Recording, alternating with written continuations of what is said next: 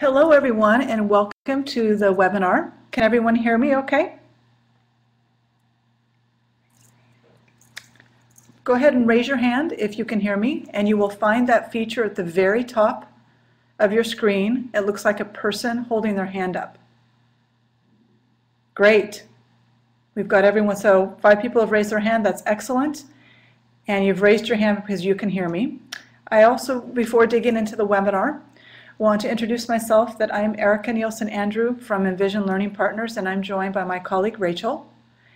And today we'll be taking advantage of raising your hand if you have a question. And we will take questions throughout as well as pause at particular moments. In addition, you'll notice that there are other things that you can do in that icon, raise your hand. So please feel free to rely on those if you need me to.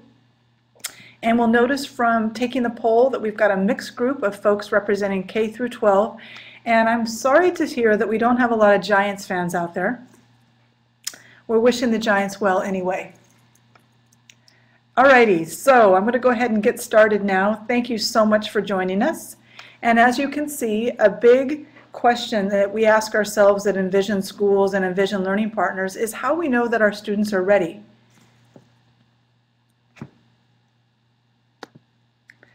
And what this webinar is about is putting a vision out there of what it means to know that your students are ready. In particular, this webinar will focus on answering 3 questions, and again, feel free to ask questions throughout. One is, what is a school-wide performance assessment system? What does it look like? And as part of the school-wide assessment system, how can a culminating event assess students' college and career readiness? And how do you start designing your own school-wide assessment system yourself? Now, a lot of what I'm going to show you today is what we've tried at the high school level, but I will try to make connections to elementary schools as well. All right, with these 3 questions in mind, I first wanted to give you a little bit of background about Envision Schools in case you're not familiar. To begin with, we are an organization that runs 4 small high schools in the Bay Area. You can see the cities that our schools represent. And the prime majority of our students are free or reduced lunch and are first in their family to attend college. To that point, our mission at Envision Schools is really to transform the lives of students, especially those who will be first in their family to attend college, and we do so by making sure that we're preparing them for success in college and life. How we're doing so far is that we design our schools to make sure that all students are ready with the A through G requirements that it takes to be ready for a UC college. And we do that because we want to make sure that we're not gatekeeping our kids in any way. Right now, 90% of our kids are sitting in a 2- or 4-year college, 4 of which are in a 4-year college, and 90% are re-enrolling the 2nd year. We really pay attention to that 2nd year statistic because that's the year that if kids are going to drop out, they do. And we really see it as our job to make sure that students succeed through college and not just to college. All right, so that's a little bit of background about who we are, and the school-wide performance assessment system I'm about to talk to you about is something that we've worked with in our schools. All right, here's the first thing, is that our assessment system begins with what we call a graduate profile. And if you are a California-based school, you go through the WASC process where you have to figure out what you want students to know and be able to do. We do the same thing. This graduate profile anchors our entire assessment system. We have content that we want students to know, and while that's typically where our state assessment systems stop, we make sure that we're also holding kids accountable to what they can do with that knowledge. And then you'll notice that there are competencies that we want students to be able to demonstrate, as well as leadership skills, which are commonly referred to as the 4 C's. And in addition, we expect students to be reflective about the knowledge and skill that they've developed and what they're able to do because of that knowledge and skill. And you'll see that because we call these things competencies, it means that we can use our rubrics over and over throughout many projects. I'll get into that more a little bit later. But again, this just anchors our whole assessment system. I put in this Buck slide, this comes from BIE, because I wanted to make the point that just as with Buck stresses that there are different ways that we need to assess students so that we know a full array of their capacity, our assessment system is doing the same thing. In other words, we're not satisfied with what students know, but really it's about what they can do with what they know. Because we have these complex skills that we're holding students accountable to, we have to rely on performance assessment as a type of assessment that helps us to know if students really can do what we think that they can do.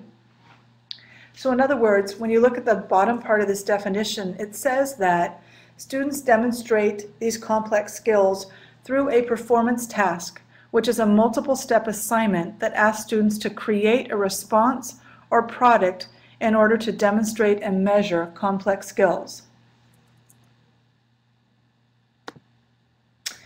In sort of more familiar terms, we actually think that what we're doing is a lot like what happens when you go to get a driver's license. I mean, who knew that we were going to want to emulate the Department of Motor Vehicles, but we do. And for example, imagine if the DMV stopped with just the written test. What we're trying to do is make sure that students can actually do something with a written test and that they can actually put those skills to use, just like the DMV does when they ask you to take the actual driving part of the test. In other words, you give students tasks because you want to know what they can do with what they know. All right, how this all comes together in terms of what the assessment system looks like really on the ground for teachers is that regardless of the grade level that you teach, high school or elementary, that with the whole graduate profile drives this next part, which is what we ask students to do to demonstrate their competency, and that is the task guidelines, and those guidelines are used to make sure that students can demonstrate the items that are on the left. That in turn drives the design of the rubric, which we use to judge their competency. And as I said a moment ago, these rubrics are common and shared across our school so that teachers aren't always in the position to keep recreating rubrics, but rather what they might do is use different parts of the rubrics depending upon what skill they are trying to assess, but it drives 4 years of instructional design. Now, if you are someone who has had a lot of BIE training, I'm sure what you're probably imagining right now, because we're asked this a lot, is how does this design of assessment really fit in with projects? And what we've come to learn over time is that there are really 3 different ways that projects and assessment mesh together. The first is that the project and the assessment, the performance task in this case, are simply fused together in the context of a project. That's the first one. The second way is that you may teach a project or conduct your instruction in a project-based way because it's the most engaging way and also the way to help teach kids complex skills. And then once the project is complete, perhaps you've even had an exhibition, the next day students complete a particular performance task to show that they've mastered those skills. And then finally, another way is that you can have students complete an assessment prior to launching the project as a way to build particular skills that they will need in the project. Now, these next couple of slides show you examples of what these 3 different ideas look like, and they're a little text-heavy, so I'll give you a chance to read it and call out the examples so you see the 3 different ways. Okay, here's the first way. This is the one where it's simultaneously happening at the same time, which definitely is along the lines of assessment is learning. And an example is where a student is creating a textual analysis. They're writing a literary review for the New York Review of Books, and that is in the project, that is the project, and it also simultaneously assesses kids' demonstration of mastery. I'm going to explain the next 2, and then I'll pause for a second to see if there are any questions. Okay, the second one where the project happens and then afterward a performance task is administered. This is one where you can imagine a student gathering data on water quality and presenting their findings to a local water authority. And imagine that that happens at night and all the parents come, etc. Then, at the conclusion of that, the students would complete their data and research and turn that into a scientific research paper. So in this case, they're applying what they learned in the project and then completing this professional piece that shows you that they do indeed have scientific research skills in a format that would be acceptable to a college.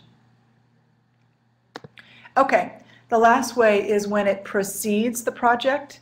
And an example of this is when, again, a scientific inquiry lab, where they do that part first to identify the best way to clean up an oil spill. In fact, our students did this with the BP oil crisis. And then they do that in preparation for having a debate later that evening, which is part of the project, that helps them take the role of different people who were involved in the BP oil crisis and be able to play those positions because they learned so much by doing the actual research paper that preceded. Okay, I'm going to pause for any questions about what I've said so far, particularly about how tasks and projects fit together. All right, I'm going to take that as a no, and I'm going to go ahead and keep going. All right, so as I said a moment ago, that we have common rubrics that teachers share over 4 years. What I want you to notice here is a real cornerstone of our school-wide assessment system. And what you'll notice are the items in blue are the competencies that I showed you a few minutes ago. And then what you see in the orange circle is where those competencies are most likely practiced. Notice too that when students are completing these competencies, they're also honing particular leadership skills that often find themselves in projects. And then finally at the end, students are reflecting about what they learned about doing research from a historical perspective, as historians do, and simultaneously how they grew as someone who can think critically and communicate effectively. And you'll notice, well, hopefully it's obvious that these competencies are aligned to the Common Core, and although our system existed before the Common Core did, we realigned them to make sure that they were very Common Core aligned. Okay, and also too, I want to clarify one thing in case it wasn't clear from the first time, that when students complete these tasks, they receive a score that's independent of the project, because this task is trying to measure something likely beyond or to deepen a project, so they receive an independent score for that. And at Envision schools, students need to achieve a proficient score before they're allowed to graduate in each of these competencies. All right, so in a moment we are going to talk a little bit more about the portfolio, but just so you have the basic idea of what a performance assessment school-wide system can look like, our students compile all of the tasks that I've just been referencing, and they pull 5 of them that are proficient, and they take these artifacts of their work and they are compiled into a portfolio. And as I mentioned a second ago, they have to write reflections about each of these artifacts, which reference the leadership skills that they developed. This is all pulled together into a cover letter. It's uploaded into a digital element, and then in a minute I'll describe this more, that they actually defend this, their portfolio. All right, one other thing that I want to emphasize about this assessment system that is something that I've been kind of mentioning throughout, which is that we really rely on good, strong rubrics that students know about over 4 years. And we do this because we think it's the best way we can think of to help students understand what level of quality performance we are looking for and how they are going to grow toward this over 4 years. I have to say too that because these rubrics are so aligned to our graduate outcomes, it really streamlines our world as teachers, because we're not constantly creating rubrics, but we're actually putting different parts of the rubric together depending upon the project. So for us, we can't emphasize the importance of common rubrics enough, because it really helps to bind an entire community, whether you're elementary, middle, or high school, around a common vision of success. And it helps everybody to track student progress over time, which is really important when we're trying to help students take responsibility for their own learning. And in addition, because these standards are complex, because there's common language that students are used to over time, it really contributes to their understanding and to feeling like their classrooms make sense because we're using common language and we're transparent. Okay, and just a reminder that because we are competency-based, we are using these rubrics for common units over time.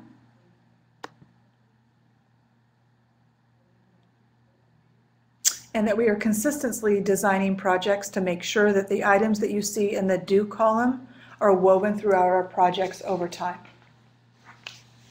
All right, everybody, how are we doing? Any questions popping up?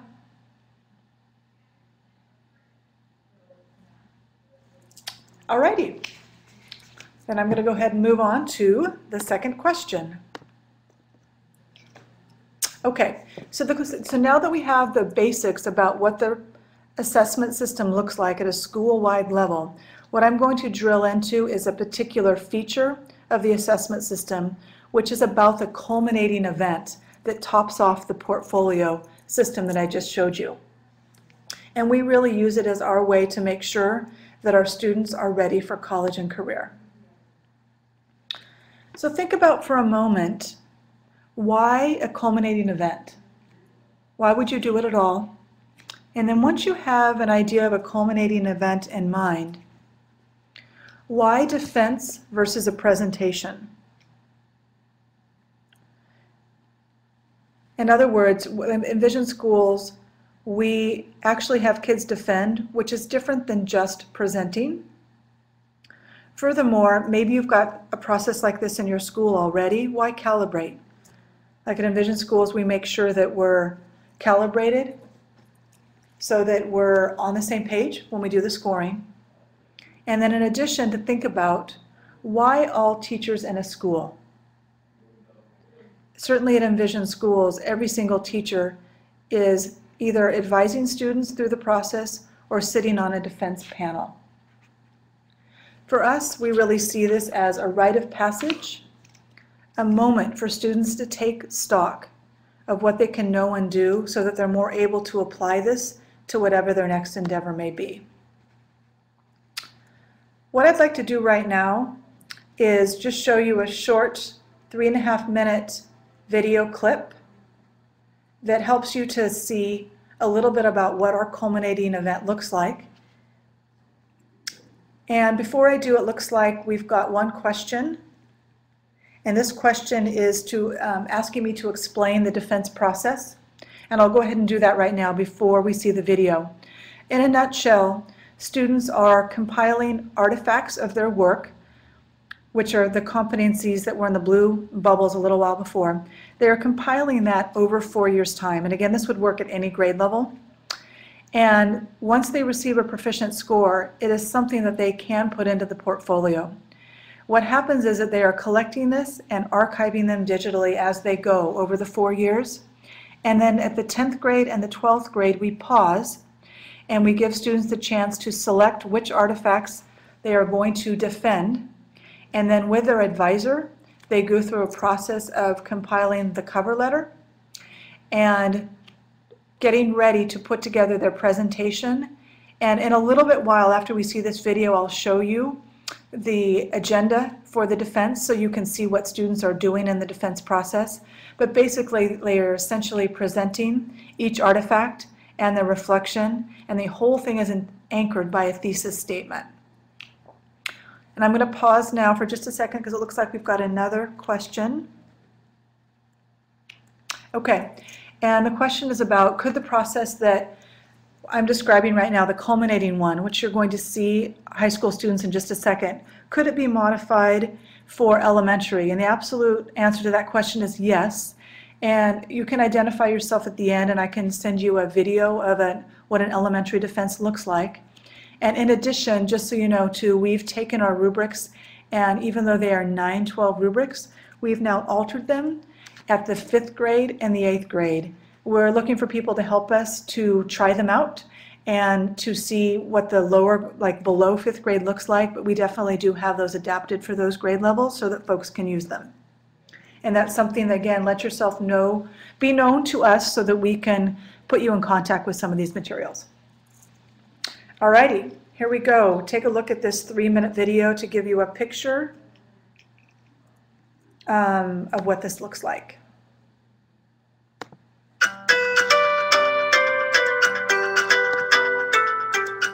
Education is kind of contradictory. You learn what society thinks you're supposed to learn, and then you use that to decide what you want to use it for.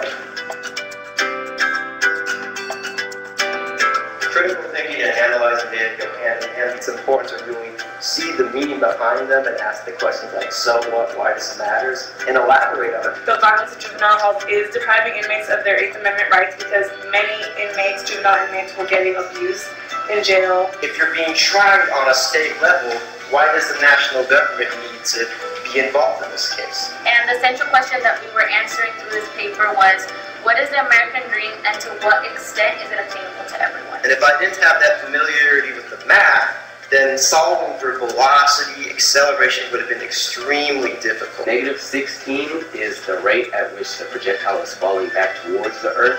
We've been looking at different writers and how they influenced us. Burial thieves about a girl named Antigone who dissents against the king Creon, who decrees that nobody can bury her brother. We see a lot of pathos in Antigone. She shows a lot of emotion. Her value was her religion and mine was my education. And she buries him anyways, which is, she's dissenting, so she's basically WikiLeaks and Creon would be the government.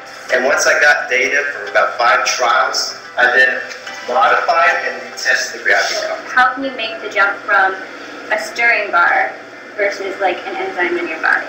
Because we're about to graduate, we're about to decide like what can we really do with our education. I'm also going to relate dissent and control back to my personal connection. When I was in Palestine, my parents did not care about my school, and I care about my school a lot. When we were interviewing the immigrants, we actually had to come up with our own questions. We kind of got to see what immigration is like now, but we also learned what immigration was before, and for the first time I got to hear my mom's story. Martin Luther King's guiding purpose of using alliteration was not effective with X's because X explains the names that people really use to bring down others. I'm considering immigration law, which is why law school is a possibility now. And it helped me grow as a person and just realize that I'm not going to enjoy every situation that I'm given, but I have to make the most of what I'm given. Do you think there's any information that would be unconstitutional to publish? What were the sources, some of the sources of error in this lab, and how does it affect your data? And also, what could you do to reduce those sources of error? So can you kind of talk about those 3 realms, sustainability and how the oil spill affected them? I just want to know what you know scientifically. What connection can you make to things you learned about in your physics class to another course? I'm not sure if you had moments of conflict in your workplace, but I'm wondering what your approach is in collaborating productively when what you want maybe is different than what your office wants. I'm wondering how your education at CAT and the work you've done for this presentation has made you think about your role in a democratic society. Distinction.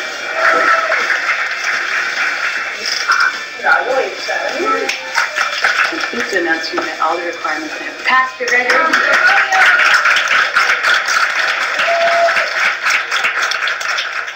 I'm in a place right now where my ancestors have fought for me to be, and I will honor their sacrifices by going to college and being the best that I can be.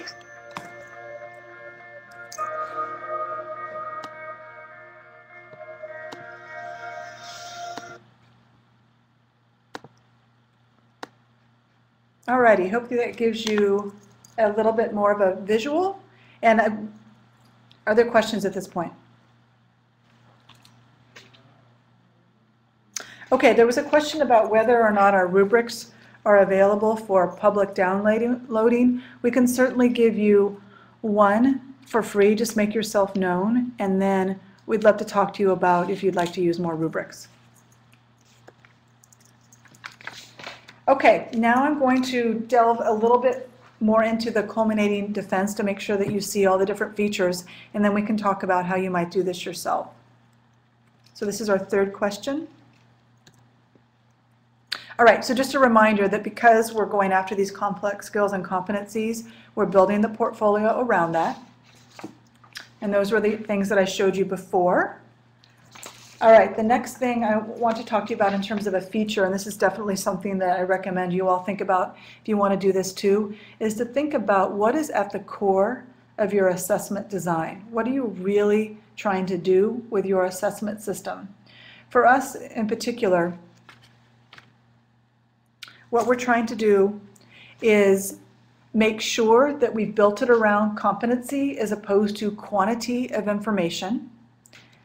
And in addition, we're trying to make sure that in that moment of the defense, students are demonstrating what they know versus just spitting back what they know. And then finally, that revision is a core idea, that we built this moment as well as our school around an idea that you're revising for quality versus doing anything once and turning it in and you're done. I just received another question to this point around how often do students have to redo their defense?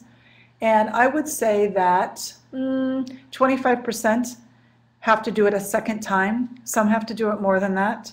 But what teachers and advisors really try to do is make sure that students don't defend until they're pretty darn sure they're going to pass. And the reason being is that students take it more seriously if they know that they're not going to be allowed to revise it time after time after time. And in addition, it's time consuming. So we've really, over the years, tried to get to the point where we went from students revising 4 and 5 times to the majority not needing to revise, but if need be, that really no more than 30 to 25% revise a second time. Okay, so these are the core ideas that drove our design. And again, these are just a reminder of the competencies, the items on the blue as well as the purple triangles that we're really trying to assess in this moment. And then back to this slide that I showed you before, which are the different components of the portfolio. And notice the green circle, that they only defend 3 of the 5 artifacts, and that's simply about time, because we really want this to be a moment of depth, and so it works to defend 3. I think I mentioned a minute ago too, in terms of the structure of the defense, is that because we chose a defense versus a presentation, it's really about the students making a well-crafted argument, and they're using the artifacts to defend that argument. This might be a little bit hard to read because of the size of the font, but basically you notice that students are defending the 3 artifacts, and then after each artifact there's a question and a period. And I tried to show you a little bit of the type of question in that sort of video snippet so that you could get a sense of the different things that teachers are pushing students on. And this is a sample tool. Again, it's something that I can send you if you're interested. And these artifacts are evidence of their argument. The questions that the panelists ask dive deeper to make sure that they've mastered the competencies and that they connect the content and skills to different contexts. There's a moment when the panel steps out into the hall and they're deliberating, comparing against the criteria to make sure that they think students passed or whether they need to resubmit. They are using, again, this is something hard to see, but I'm happy to share, a defense rubric. Before we used a checklist. We've moved to a rubric because it helps students to better understand what we're looking for, as well as what they need to refine if they need to resubmit. And the panelists are deliberating around this rubric, making sure that they have evidence of every single bullet point. If they don't, then they are coached through the process again in order to resubmit. And then this final tool here is just a sample tool that we use with teachers can use it with students, but peers can use it with each other as well. And peers do practice quite a bit in front of each other. And then students can give them overall feedback about how clear the evidence is of what they can do, how clear the evidence is of what they know, and how reflective they've been. You'll notice too at the bottom, if you can read it, that there's some items around presentation skills and how students respond to the questions. All right, so if folks are up to it, we can discuss a little bit what's resonating for you or any additional questions that you might have.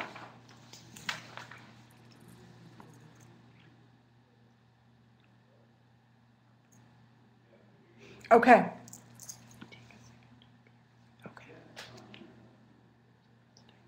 All right, someone's typing, so we'll pause for just a second so we can take a look at that question.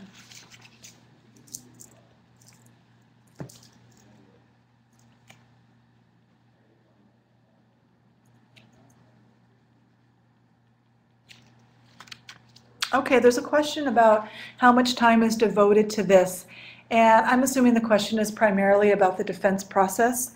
And I can definitely speak for seniors right this second, because the seniors, we have this situation in the spring where, because they are not doing the CST testing, we have this entire week where the rest of the school is focused on that. And so we grab that time and that week and we do intensive portfolio and defense work.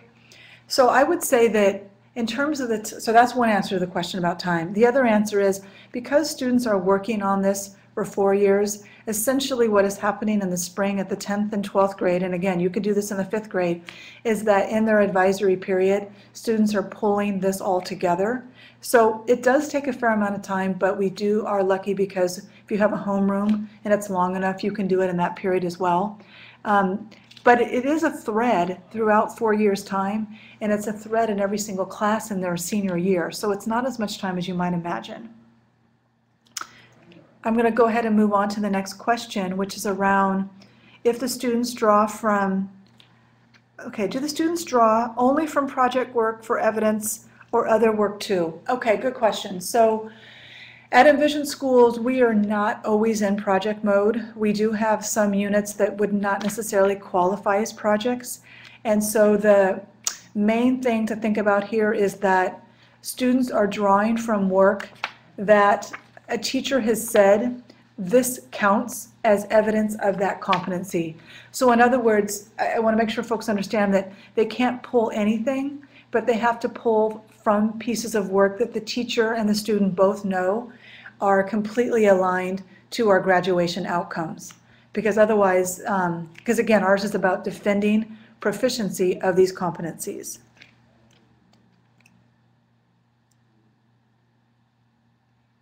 Okay, there was another question too that came in before that I don't think I answered, and I think I need a little more clarity, and that was, the question was, do you have any examples to help me understand this process? So I wasn't sure if the process meant the portfolio itself, the tasks itself, or maybe projects. So if you would like me to clarify that, I'm happy to. I just need a little bit more to go by.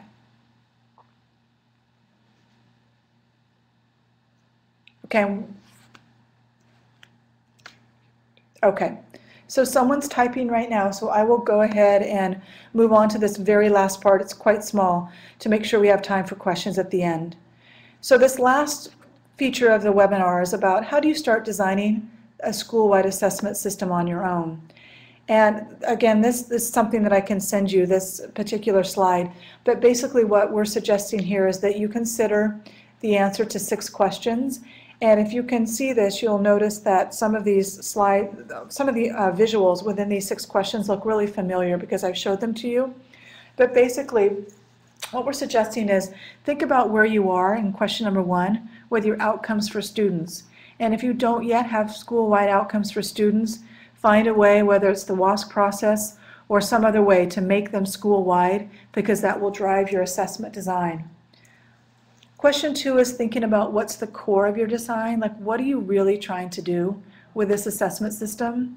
And again, for us, we were really trying to have kids demonstrate proficiency, which meant that another core feature of our design was revision, and another core feature of the design obviously was demonstration. So figure out what it is for you.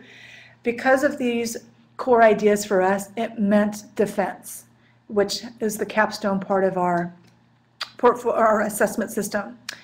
Okay, moving on then, because I kind of blended this one, is what does the final moment look like? It's absolutely possible to simply have a portfolio and not to do a culminating moment. We do it because we think it gives kids the chance to really pull together from themselves what they can know and do in a way that a string of projects does not. So answer that question for yourself. Think about what the different pieces or building blocks will be. This color-coded one in number 4 shows you as a reminder of the different things that we thought about, from the actual artifact to the reflection, the cover letter. Like, those are the sorts of things that we pull together as pieces of the portfolio. 5 then are what are the tools that you need, and I know people have asked to send them a rubric or two, happy to do that. And how do they connect? So it's been really important to us when you think about a school-wide assessment system versus a class-wide assessment system that's just about you and your class, is what the common rubrics are and the task directions that students get used to seeing. And teachers tailor these to their own class. I don't want you to think that this is rigid. It's not. What is rigid is the definition of quality that we're looking for, but teachers use these in all sorts of ways. And then the sixth question is, how does this scaffold over 4 years? And again, to the person who's thinking about this for the 5th grade, what's in this last box, or what are the different experiences we're giving kids over time so they're ready for that 5th grade defense? Okay, I have another question which is around an example of an argument that a student might defend would be useful. Okay, so great question, and our students have done this in different ways, and we actually have a fair amount of flexibility in how schools go about this because they're really trying to make the process as engaging as possible for kids, and we really want this final moment to be full of students taking complete responsibility for their learning and what they make of that. So the arguments that kids have made have varied, and they can be as simple as, why are you ready for college?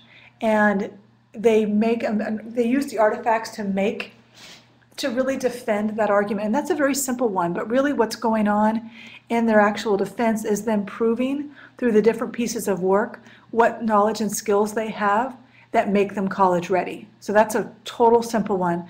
There's another more complicated one that kids have used, which is around their philosophy of education and how they think that they are best going about being an educated human being. And what makes that one complicated is that they are simultaneously showing you what education looks like and through their particular artifacts, while they simultaneously are convincing you that they are college ready. So that one's a little bit more complicated. It looks like we've got another question that I'm going to pause for.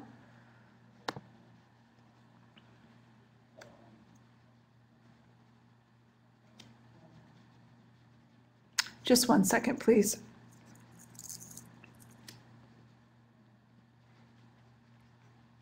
Okay, so it's a question about how we scaffold over 4 years, and also a question because it was really hard to read the last diagram. Okay, so, and let me show you what diagram the person is referring to. It's this one that's right here. Hang on a second here. It's this one right here. Yeah, so what you can't see in that diagram is that for each grade level, there are particular things we want students to know, and those are things that you see in the content standards. And then we're giving students particular experiences in the do, which is demonstrating competency and how they're reflecting over time. And basically what happens is that this is our attempt to vertically plan 9th through 12th grade.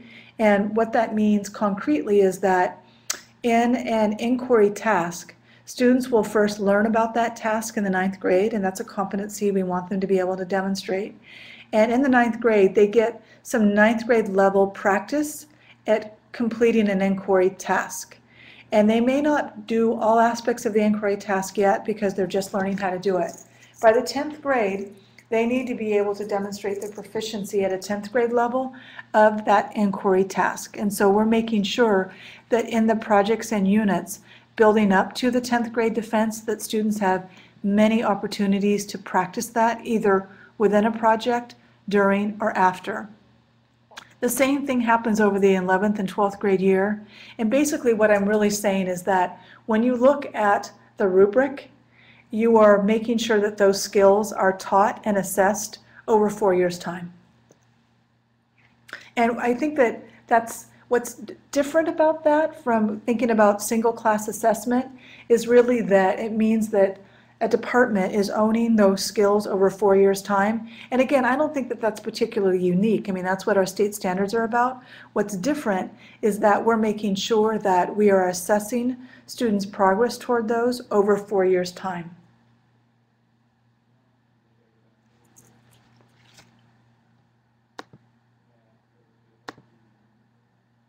Are there any last questions before we wrap up here? We are just about out of time. It's 12:40 and we have till 12:45.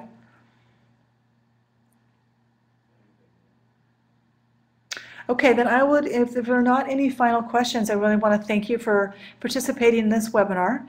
And please feel free to go to our website. There's lots of things that you can download for free if that's useful. And I also want to thank the BIE for allowing us to host this webinar. And I'm realizing that I look at this slide that somehow their icon came off, their logo. But please feel free to contact us if there's anything that we can send you or you'd like to talk to us more.